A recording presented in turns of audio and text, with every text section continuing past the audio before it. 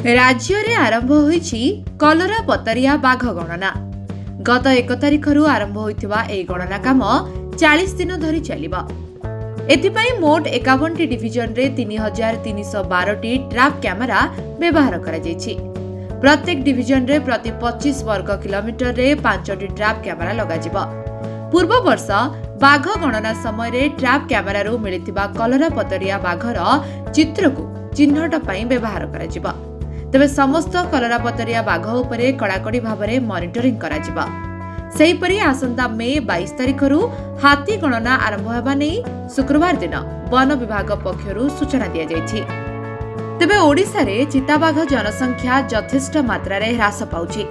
परिवेश जंगल एवं जलवायु परिवर्तन मंत्रालय द्वारा प्रकाशित होइतिबा रिपोर्ट रे 2022 मसीहा रे ओडिसार चिताबाघ संख्या 568 रे पहुंची जाइतिबा दर्शा जाइतिला।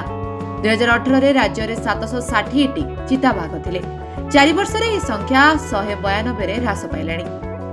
राज्यर प्रथम बाघ गणना रिपोर्ट रे राज्य रे 30 टी महाबळ और 8 टी शावक मध्य रहिथिले। सेथिरु सिमिलीपाल रे 27 टी महाबळ बाघ सह 8 टी शावक थिबा बेले केन्दुझर पारलाखेमुंडी और हीराकुद बनखंड रे गोटिए लेखा महाबळ उपस्थित रहुथिले।